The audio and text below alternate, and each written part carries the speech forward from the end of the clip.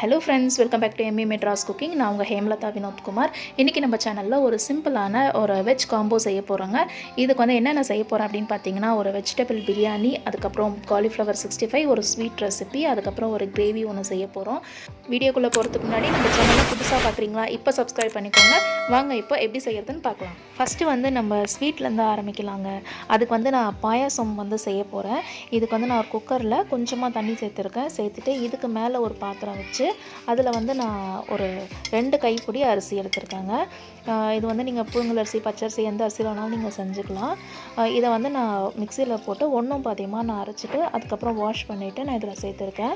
இது கூடவே வந்து ஒரு 2 கப் அளவுக்கு நான் பால் சேர்த்துட்டு இதுக்கு தேவையான அளவு நம்ம சர்க்கரை சேர்த்துக்கலாங்க. அவ்வளோதான் நான் இதில் சேர்க்க போகிறேன். இதை வந்து நல்லா மிக்ஸ் பண்ணிவிட்டு குக்கரை வந்து மூடி வச்சிட போகிறோங்க. இது வந்து ஒரு 30லேருந்து ஒரு 45 மினிட்ஸ் வரைக்கும் நல்லா குக் ஆகட்டும். இதை வந்து லோ ஃப்ளேம்லேயே வச்சு விட்டுடலாம். இவரை வந்து இதுக்கு மேலே நம்ம டிஸ்டர்ப் பண்ணக்கூடாது. இவர் வந்து பொறுமையாக குக் ஆகட்டும். இப்போது நம்ம வெஜ் பிரியாணி செய்ய ஆரம்பிச்சிடலாங்க. நான் வந்து தம் பிரியாணி தான் செய்ய போகிறேன். இப்போது இதில் ஆயில் ஆட் பண்ணிக்கலாம். இதுக்கு தேவையான அளவு நெய் சேர்த்துக்கலாங்க. நான் வந்து நெய் 2 ஸ்பூன் சேர்த்துருக்கேன். அப்புறம் இதுக்கு மசாலா வந்து 2 பட்டை, ஒரு 4 ஏலக்காய், 4 கிராம்பு, அதுக்கப்புறம் ஒரு பிரியாணி இலை 2ஆக கட் பண்ணி போட்டிருக்கேன். இது நல்லா பொரிஞ்ச உடனே நான் வந்து ஒரு 4 பெரிய வெங்காயம் இந்த மாதிரி நீளமாக கட் பண்ணி எடுத்துருக்கேன். இது கூடவே ஒரு 3 தக்காளி, ஒரு 4 பச்சை மிளகாய், கொஞ்சமாக கொத்தமல்லி நறுக்கி வச்சுருக்கேன். இப்போ ஃபஸ்ட்டு நம்ம வந்து வெங்காயத்தை மட்டும் போட்டுட்டு இந்த வெங்காயம் வந்து நல்லா பொன்னிறமாக வர அளவுக்கு நம்ம வதக்கி எடுத்துக்க போகிறோம். இந்த வெங்காயத்தை வந்து நான் லோ ஃப்ளேம்லேயே வச்சு வதக்க போகிறேங்க. அப்போ தான் வந்து இன்னும் பிரியாணி ரொம்ப நல்லா டேஸ்ட்டாக இருக்கும். இப்போ வந்து இது லேட் ஆகுன்றதுனால இப்போ வந்து நம்ம காலிஃப்ளவருக்கு மசாலாலாம் ஆட் பண்ணிடலாங்க. நான் வந்து இந்த 65 மசாலா தான் நான் இப்போ யூஸ் பண்ணுறேன். இதை வந்து நம்ம இதில் சேர்த்துடலாம். நான் வந்து அந்த மசாலா பேக்கெட்டில் இப்போ பாதி சேர்த்துருக்கேன். வேணா அப்புறம் சேர்த்துக்கலாம். இப்போ இது கூடவே நான் 1 ஸ்பூன் அரிசி மாவு, 1 ஸ்பூன் கார்ன்ஃப்ளவர், 1 ஸ்பூன் மைதா மாவு, இது எல்லாத்தையும் சேர்த்துட்டு இதுக்கு தேவையான அளவு உப்பு சேர்த்துக்கோங்க. இது கூடவே இஞ்சி பூண்டு பேஸ்ட் சேர்த்துட்டு இது எல்லாத்தையும் நல்லா மிக்ஸ் பண்ணிடலாம். இந்த மசாலாலே வந்து ஆல்ரெடி உப்பு இருக்குது. இருந்தாலும் இப்போ நம்ம போட்ட அரிசி மாவு, கார்ன்ஃப்ளவரில் அதுக்காக நம்ம கொஞ்சோண்டு உப்பு சேர்த்துட்டு இதை நல்லா நம்ம வந்து தண்ணி தெளிச்சுட்டு பிசைஞ்சு விட்டுக்கலாம். மசாலா பத்தலை, அதனால் இன்னும் கொஞ்சம் நான் சேர்த்துருக்கேன். பாருங்கள், நல்லா இந்த மாதிரி தண்ணி தெளிச்சுட்டு ஃபுல்லாக எல்லா இடமும் நல்லா கோட் ஆகிற மாதிரி நல்லா நம்ம பிசைஞ்சிட்டு எடுத்து வச்சிடலாம். இப்போ இது நல்லா ஊறட்டும், நம்ம எடுத்து வச்சிடலாம். வெங்காயம் பாருங்கள் நல்லா வதங்கிடுச்சு. இப்போ வந்து நம்ம தக்காளியை சேர்த்துடலாம். தக்காளி வந்து நல்லா வெந்து வரணும். அது வரைக்கும் நல்லா நம்ம வதக்கி விட்டுக்கலாம். இந்த அளவுக்கு நல்லா வெந்து வந்த உடனே நான் வந்து ஒரு 3 டீஸ்பூன் இஞ்சி பூண்டு பேஸ்ட் சேர்த்துருக்கேன். இதையும் நல்லா வதக்கிக்கலாம். எல்லாம் நல்லா வதங்கின உடனே நான் வந்து இப்போது இந்த வெஜிடபிள் பிரியாணிக்கு வெஜிடபிள் ரொம்ப முக்கியம்ல, அதனால் வந்து கேரட், பீன்ஸ், பொட்டேட்டோ இது எல்லாத்தையும் இந்த மாதிரி சின்னதாக கட் பண்ணி இதில் சேர்த்துருக்கேன். உங்களுக்கு வேணும்னா நீங்கள் பச்சை பட்டாணியும் சேர்த்துக்கலாம். காலிஃப்ளவர் இருந்தால் காலிஃப்ளவரும் சேர்த்துக்கலாம். உங்களுக்கு என்ன வெஜிடபிள்ஸ் பிடிக்குமோ அதை நீங்கள் சேர்த்துக்கலாம். இது கூடவே பொடியாக கட் பண்ண புதினா சேர்த்துருக்கேன். ஒரு 2 கைப்பிடி புதினா, கொஞ்சமாக கொத்தமல்லி, அதுக்கப்புறம் காரத்துக்கு ஒரு 4 பச்சை மிளகாய் அப்படியே போட்டுட்டு ஃபுல்லாக கிளறிடலாம். இதை வந்து ஒரு 2 செகண்ட் வதக்கின உடனே நம்ம வந்து மசாலாலாம் ஆட் பண்ணிடலாங்க. நான் காரத்துக்கு ஒரு 2 டீஸ்பூன் வந்து வெறும் மிளகாய் தூள் சேர்த்துருக்கேன். 2 டீஸ்பூன் தனியாத்தூள் சேர்த்துருக்கேன். அதுக்கப்புறம் கரம் மசாலா 1 டீஸ்பூன். இதுக்கு தேவையான அளவு உப்பு சேர்த்துக்கோங்க. நான் இப்போ 1 ஸ்பூன் தான் சேர்த்துருக்கேன். அப்புறமா நான் வந்து 1 ஸ்பூன் ஆட் பண்ணேன். அதனால தான் நான் வந்து மிளகாய் தூள் 2 ஸ்பூனுன்னு சொன்னேன். இப்போ எல்லாத்தையும் இந்த மாதிரி நல்லா இந்த ஸ்மெல்லாம் போகிற அளவுக்கு நல்லா இந்த மாதிரி வதக்கி விட்டுருங்க. வதக்கிட்ட பிறகு நான் ஒரு 1/2 லெமன் இந்த மாதிரி பிழிஞ்சு விட்டுக்கிறேன். எல்லாம் வதக்கிட்ட பிறகு தான் லாஸ்ட்டாக நான் வந்து லெமன் பிழிஞ்சு விடுறேன். லெமன் பிழிஞ்சிட்டு ஒரு தடவை மிக்ஸ் பண்ணிவிட்டு இப்போ வந்து நம்ம தண்ணி ஆட் பண்ணிடலாம்.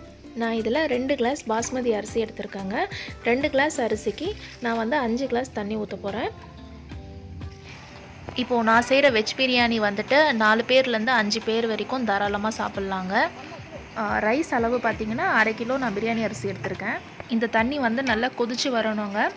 நம்ம போட்டிருக்க வெஜிடபிள்ஸ் எல்லாமே வந்துட்டு நல்லா குக் ஆகணும். அது வரைக்கும் நம்ம வந்து தட்டு போட்டு மூடி வச்சிடலாம்.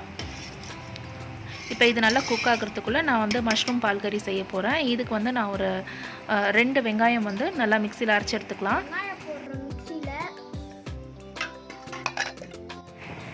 இப்போ மஷ்ரூம் பால் கறி நம்ம செய்ய ஆரம்பிச்சிடலாம். இதுக்கு வந்து நம்ம கடாயை நல்லா சூடு பண்ணிவிட்டு இதில் நான் கொஞ்சம் எண்ணெய் சேர்த்துருக்கேன். இது கூடவே 1 டீஸ்பூன் சோம்பு, 2 சின்ன துண்டு பட்டை சேர்த்துருக்காங்க. இது நல்லா பொரிஞ்சு வந்த உடனே நம்ம அரைச்சி வச்சுருக்க வெங்காயத்தை இதில் சேர்த்துடலாம். இந்த வெங்காயத்தை நல்லா நம்ம வதக்கிக்கலாம். இந்த வெஜ் பிரியாணிக்கு இந்த மஷ்ரூம் பால் கறி ரொம்ப டேஸ்ட்டாக இருக்குங்க. நீங்கள் கண்டிப்பாக ட்ரை பண்ணி பாருங்கள். இது கூடவே வந்து நான் 1 டீஸ்பூன் இஞ்சி பூண்டு பேஸ்ட்டு சேர்த்துருக்கேன். இதையும் சேர்த்துட்டு நல்லா இந்த பச்சை வாசனைலாம் போகிற அளவுக்கு நல்லா வதக்கி விட்டுருங்க.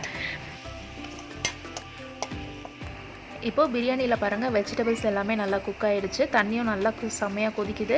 இப்போ வந்து நம்ம எடுத்து வச்சுருக்க பிரியாணி அரிசியை நம்ம போட்டுடலாம். நான் ஃபஸ்ட்டு அளந்தேன்லங்க, ஒரு 5 கிளாஸ் தண்ணி ஊற்றினால அந்த கிளாஸில் தான் வந்துட்டு நான் 2 கிளாஸ் பிரியாணி அரிசி எடுத்துருந்தேன். இப்போ அதை தான் நான் இதில் சேர்த்துக்கிறேன். இப்போ அரிசியை போட்டுட்டு நல்லா மிக்ஸ் பண்ணிக்கலாம். இப்போவே வந்து நீங்கள் சால்ட்டுலாம் வந்து கரெக்டாக இருக்கான்னு நீங்கள் செக் பண்ணிக்கோங்க. பார்த்துட்டு நம்ம தட்டு போட்டு மூடி வச்சிடலாம். இது நல்லா குக் ஆகட்டும். நான் வந்து ஹை ஃப்ளேமில் ஒரு 5 மினிட்ஸ் ஹை ஃப்ளேமில் வைக்க போகிறேன். இப்போ பாருங்கள் வெங்காயம் இஞ்சி பூண்டு பேஸ்ட்டு நல்லா வதங்கிடுச்சு. இப்போ வந்து நம்ம கட் பண்ணி வச்சுருக்க மஷ்ரூமை சேர்த்துடலாம். இதையும் சேர்த்துட்டு நம்ம ஒரு 2 செகண்டு வதக்கிக்கலாம். இது நல்லா வதக்கின உடனே இப்போ இதுக்கு தேவையான மசாலாலாம் ஆட் பண்ணிக்கலாம். நான் வந்து ஒரு 2 பச்சை மிளகாய் சேர்த்துருக்கேன். இது கூடவே ஒரு 1/2 ஸ்பூன் மஞ்சள் தூள், ஒரு 1.5 டீஸ்பூன் வந்து வெறும் மிளகாய் தூள் சேர்த்துருக்கேன். இது கூடவே 1 ஸ்பூன் தனியாத்தூள் சேர்த்துக்கோங்க. சேர்த்துட்டு இந்த மசாலாவோட பச்சை வாசனைலாம் போகிற அளவுக்கு இது நல்லா நம்ம இந்த எண்ணெயிலே நம்ம வதக்கி எடுத்துக்கலாம். இது நல்லா வதக்கின உடனே நான் வந்து இதில் கொஞ்சமாக இப்போது தண்ணி சேர்த்துக்க போகிறேன். தண்ணி சேர்த்துட்டு நல்லா மிக்ஸ் பண்ணிவிடுங்க. நல்லா மிக்ஸ் பண்ணிவிட்டு இது வந்து நல்லா கொதிக்கட்டும். கொதித்து பாருங்கள் எண்ணெய்லாம் கொஞ்சம் லைட்டாக மேலே வந்திருக்கு. இது வந்து ஃபுல்லாக இந்த மசாலா எல்லாமே ஃபுல்லாக குக் ஆனதுக்கப்புறம் தேங்காய் பால் சேர்த்துக்கலாம். நான் வந்து ஒரு அரை தேங்காய் மூடி தேங்காய் பால் எடுத்து வச்சுருந்தாங்க. அதை தான் நான் இப்போ இதில் சேர்த்துருக்கேன். இது கூடவே ஒரு 1/2 டீஸ்பூன் கரம் மசாலா சேர்த்துட்டு நல்லா மிக்ஸ் பண்ணிவிடுங்க. மிக்ஸ் பண்ணிவிட்டு இது வந்து ஒரு 2 மினிட்ஸ் நல்லா இது பாருங்கள். இந்த மாதிரி லைட்டாக இந்த மாதிரி கொதி வரும்போது நீங்கள் ஆஃப் பண்ணிட்டீங்கன்னா ரொம்ப சூப்பரான மஷ்ரூம் பால் கறி ரெடி ஆகிடும். உங்களுக்கு வேணும்னா இது கூடவே நீங்கள் வந்து மிளகு தூளும் சேர்த்துக்கலாம். ரொம்ப நல்லாயிருக்கும். இது பாருங்கள் பிரியாணியும் சூப்பராக ரெடி ஆகிடுச்சு. சாப்பாடு வந்து அரிசி வந்து இன்னும் கொஞ்சம் லைட்டாக குக் ஆகணும். இது வந்து பாருங்கள் அடியே பிடிக்கல பாருங்கள், எவ்வளோ அழகாக வந்திருக்கு பாருங்கள். இப்போ வந்து ஸ்டவ்வை வந்து லோ ஃப்ளேமில் வச்சுருங்க. லோ ஃப்ளேமில் வச்சுட்டு ஒரு 5 மினிட்ஸ் நல்லா பிரியாணி திருப்பியும் தட்டு போட்டு மூடி தம் போட்டுருங்க. அதுக்குள்ளே நான் என்ன பண்ணுறேன்னா ஒரு கடாயில் கொஞ்சமாக நெய் ஊற்றிட்டு முந்திரி பருப்பை வறுத்து எடுத்துக்கிறேன். இதை வந்து நான் பிரியாணிக்கு வறுத்து எடுத்துக்கிறேன். இது கூடவே வந்துட்டு நீங்கள் ப்ரெட் இருந்ததுன்னா ப்ரெட் பீசஸும் நீங்கள் அந்த மாதிரி போட்டு நெய்லேயே நீங்கள் வந்து வதக்கி எடுத்துக்கலாம். ரொம்ப நல்லா டேஸ்ட்டாக இருக்கும். இப்போ பாருங்கள் நான் ஒரு 5 மினிட்ஸ் கழித்து ஓப்பன் பண்ணுறேன். அரிசி நல்லா குக் ஆகிருந்தது. இது கூடவே வந்துட்டு நான் அந்த வறுத்து வச்சுருக்க முந்திரி அப்புறம் வந்து ரஸ்க் போட்டுட்டு திருப்பி தட்டு போட்டு மூடி வச்சுருங்க. இது கூடவே வந்து கொஞ்சமாக நான் நெய் சேர்த்துருக்கேன். நெய்யை ஆட் பண்ணிவிட்டு ஒரு 2 ஸ்பூன் நெய்யை ஆட் பண்ணிக்கோங்க. ஆட் பண்ணிவிட்டு தட்டு போட்டு மூடி வச்சுருங்க. தட்டு போட்டு மூடி வச்சுட்டு ஒரு ஒரு ஒரு 5 மினிட்ஸ் கழிச்சு நீங்கள் ஓப்பன் பண்ணிங்கன்னா நல்லா சூப்பரான பிரியாணி ரெடியாக இருக்கும். அதுக்குள்ளே வந்து நம்ம காலிஃப்ளவர் 65 ரெடி பண்ணிடலாம். இப்போ வந்து ஏற்கனவே நான் அரிசி மாவு போட்டுருந்தேன். இப்போது இந்த மசாலா எல்லாமே நல்லா ஊறினதுக்கப்புறம் நம்ம எப்போ பொரிக்க போகிறோமோ அப்போ வந்து 1 ஸ்பூன் அரிசி மாவு போட்டுட்டு அதுக்கப்புறம் பொரிச்சிங்கன்னா இன்னும் நல்லா உங்களுக்கு கிறிஸ்பியாக கிடைக்கும். இப்போ காலிஃப்ளவர் ஒன்றா போட்டு பொரிச்சு எடுத்துடலாம். காலிஃப்ளவர் 65 பாருங்கள் நல்லா சூப்பராக இருக்குது. நல்லா அப்படியே தக நின்றுது பாருங்கள். மசாலாலாம் எதுவுமே பிரியாமல் நல்லா சூப்பராக வந்திருக்கு பாருங்கள். எப்படி இருக்குது பாருங்கள். இப்போ இவரை வந்து அப்படியே எடுத்து வச்சிடலாம். ரொம்ப சூப்பரான கிறிஸ்பியான காலிஃப்ளவர் 65 ரெடிங்க. ரொம்ப நல்லா டேஸ்ட்டாகவும் இருக்கும். உங்ககிட்ட என்ன காலிஃப்ளவர் மசாலா இருக்கும் நீங்கள் அதை ஆட் பண்ணிக்கலாம். அப்படி இல்லைனா வந்து காலிஃப்ளவர் 65 எப்படி பண்ணணும், நம்ம வீட்டில் இருக்க திங்ஸ் வச்சு எப்படி பண்ணணும்னு சொல்லிட்டு நான் வீடியோ போட்டிருக்கேன். அதோட லிங்க் டிஸ்கிரிப்ஷனில் கொடுக்குறேன், செக் பண்ணிக்கோங்க. இப்போ நெக்ஸ்ட் ரவுண்டு நான் போட்டுடுறேன்.